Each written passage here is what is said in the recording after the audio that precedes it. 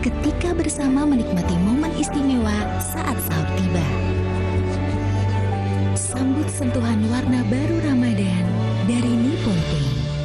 Aku ingin air yang lebih baik untukku. Aku Viva, lahir dari alam, melewati 7 tahap nano purifikasi. Hanya mengandung mineral baik yang bikin sesehat itu. Begitu sejuk di tiap teguk. Aku Viva, murni sehat alami dari Wings Food. Setiap kebersamaan tercipta kenangan yang tak terlupakan. Saat impian tercapai, KFC jadi bagian dari kebahagiaan. KFC bersama lebih dekat. KFC, jagonya ayam.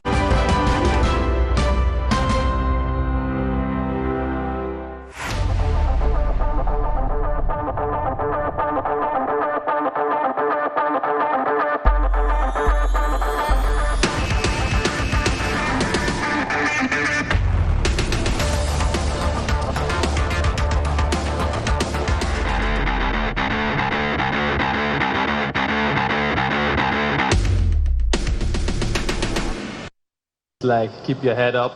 So it's to a positive message to everyone who's having like a hard time. If it's in football or in life, just keep your head up and keep on working, keep believing in yourself, and even in hard moments. So it's just a positive message for the kids, for everyone, even the older people. It's for everyone. Pelatih Timnas Patrick Kluivert menyebut peluang Timnas untuk lolos ke Piala Dunia tetap ada. Dia mengakui jalan ke Piala Dunia bakal sulit karena bergantung kepada performa tim pesaing. Namun, Timnas akan berjuang sampai akhir. There's always a chance, of course. It will be very difficult, but the aim is to go to the World Cup. Of course, we do our best to win the games, but it also depends on Australia, of course. But I always have the hope. And if it's not directly, then indirectly. We will fight till the end. And Joey, ada question. Persiapan 5 dan 10 Juni, kita akan coba cari waktu lebih panjang lagi. Kita tahu para pemain juga perlu waktu untuk bisa membangun kepercayaan di antara mereka. Ya, mudah-mudahan ini menjadi bagian penting buat kita kembali coba menjaga asa daripada mimpi kita untuk ke Piala Dunia. Kemenangan atas Bahrain membuat Timnas mengumpulkan 9 poin di klasmen grup C kualifikasi Piala Dunia Zona Asia. Timnas saat ini berada di peringkat 4 di atas Tiongkok dan Bahrain yang mengoleksi 6 poin. Sementara Jepang berada di peringkat pertama diikuti Australia dan Arab Saudi. Nantinya hanya tim peringkat 1 dan 2 yang lolos otomatis ke Piala Dunia 2026. Sementara tim peringkat 3 dan 4 harus mengikuti laga kualifikasi putaran keempat. Timnas masih ada 2 pertandingan perlu dipersiapkan untuk membenahi timnas agar tampil lebih menyala demi lolos ke Piala Dunia 2026. Kita akan bahas hal ini bersama analis sepak bola Wesley Huta Galung. Selamat malam, Bung Wes. Selamat malam, Radit. Iya, Bung Wes, ini kita boleh berbangga sedikit memang ya, kita bisa menang 1-0 kemarin lawan Bahrain. Tapi ini tidak luput dari kritikan juga dari beberapa analis sepak bola, termasuk Anda mungkin.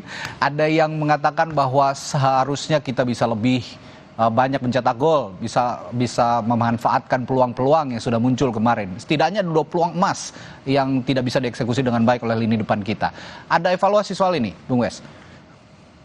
Pertama ya, Radit, bagi saya adalah sebuah ucapan terima kasih harus kita sampaikan bahwa Patrick Kluivert kembali memakai fondasi sepak bola yang sudah dibentuk oleh era Sintayong, bahwa 3 fondasi permainan sepak bola kita, dan itu kita apresiasi, terima kasih.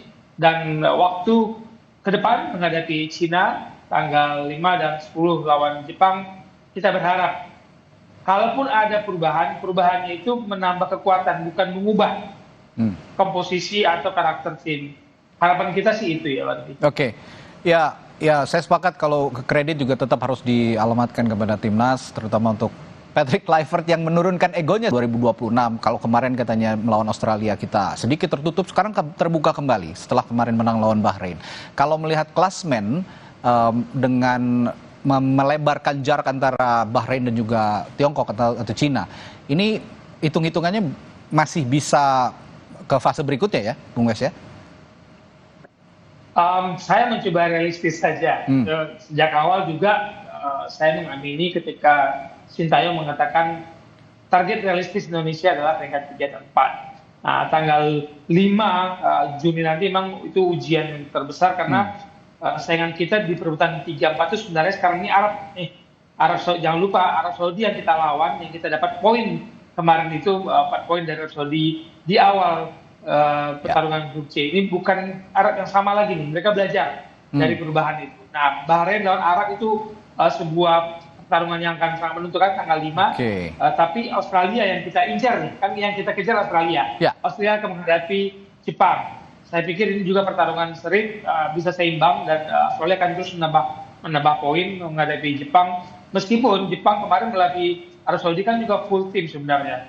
Cuman Arab Saudi memang benar-benar mempertahankan daerah mereka dengan sangat baik. Mereka tahu cara bermain seperti apa untuk mendapatkan poin. Karena kalau main terbuka menghadapi Jepang, ya akan sulit mereka untuk pulang bawa 1 poin. Nah, penentuan tanggal 5 ini, kalau kita gagal, saya pikir ya sudah selesai. Tapi kalau kita berhasil dan ada kejutan di tim sebelah, ya kita boleh bermimpi-mimpi sedikit lah peringkat 2. Tapi bagi saya peringkat 3-4 adalah target ideal. Kita bersaing dengan Arab di situ, berusaha menjauh dari Bahrain dan Cina. Oke, ya berbicara apa yang perlu dipersiapkan lawan Tiongkok, kita juga tidak bisa lepas dari gameplay yang sudah dipraktikkan timnas Indonesia kemarin. Saya melihat di babak pertama masih ada kegambangan sepertinya.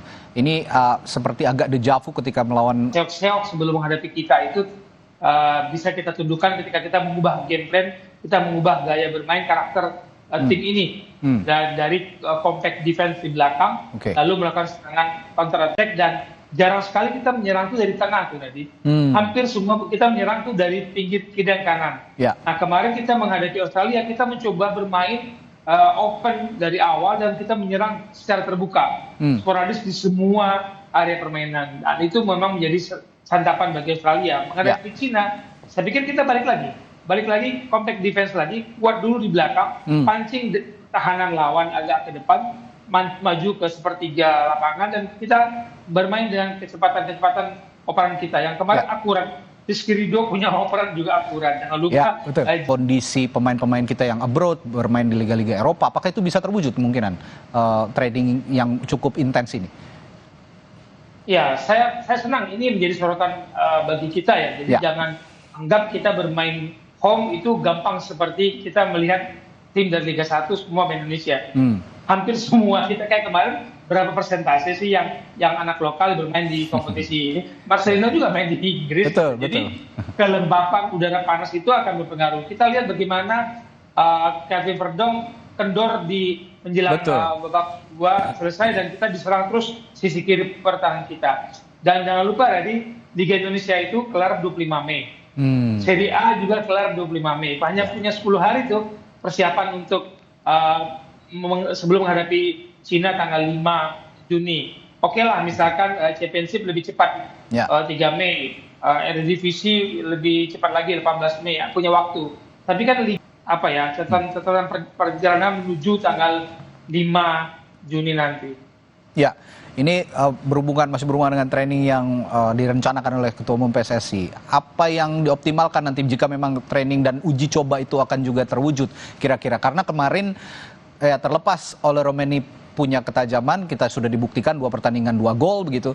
Tapi ya masih ada missing link sepertinya di lini depan yang tidak bisa dioptimalkan oleh penyerang-penyerang timnas Indonesia. Apakah itu juga akan bisa menjadi fokus nanti pada saat training camp yang diklaim akan lebih panjang waktunya, Bung Wes? Iya, harusnya finishing itu menjadi satu catatan penting dari persiapan. Kemudian chemistry, kita juga lihat chemistry belum terbangun dengan baik. Ini lebih baik dimulai lebih awal begitu ya, jangan mepet ke pertandingan karena ya itu tadi kendala cuaca juga untuk pemain-pemain abroad di Eropa menjadi kendala. Kemarin banyak yang kedodoran. Saya ingin menyoroti terakhir Bung Wes, peran Ricky Kambuaya sebagai pemain pengganti kemarin. Sepertinya kalau saya pribadi berpendapat agak terlambat masukkan Ricky ketika lini depan sudah agak kedodoran. Kemarin sebenarnya agak ada perubahan signifikan di lini depan. Anda punya analisis soal Ricky Kambuaya? Ya, ketika Tom Haye Timnas adalah pemain-pemain yang berada di liga-liga Indonesia gitu ya, Bung Wes, karena mereka sudah setiap hari berkomunikasi, berkoordinasi, dan mungkin berlatihan juga bersama. Baik, terima kasih Bung Wesley Huta Galung telah berbagi perspektifnya di Sapa Indonesia Malam. Sampai jumpa lagi, Bung. Thank you, terima kasih. Saudara,